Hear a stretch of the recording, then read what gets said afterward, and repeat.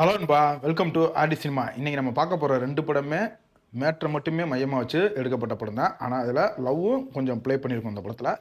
இப்போ முதலாக பார்க்க போகிற படம் 2022 வெளியான லேடி சாட்லர்ஸ் லவ்.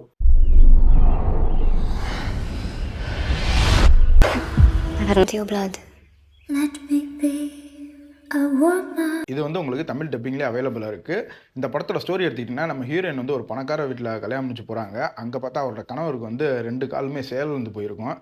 ஆனால் அவர் ஒரு ஆர்மி மேனு. ஆனால் இவரால் இவங்களுக்கு எந்த ஒரு இன்பத்தையுமே கொடுக்க முடியலனால அவங்க வீட்டிலேயே ஒரு பேட் கீப்பர் இருப்பான்.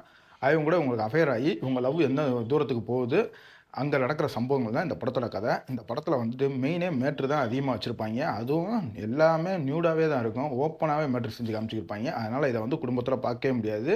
18+, கண்டிப்பாக 18 வயது நிரம்பியவர்கள் மட்டும் படம் பாருங்கள்.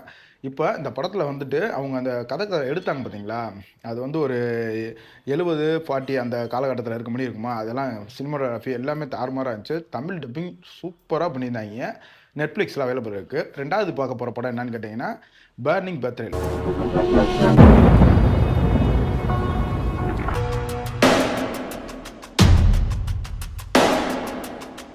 இதுவும் வந்து உங்களுக்கு தமிழ் டப்பிங்லேயே அவைலபிள் இருக்குது. இதில் வந்துட்டு நம்ம ஹீரோயின் வந்து அவர் லவ்வர் ஏமாற்றிடுவான்.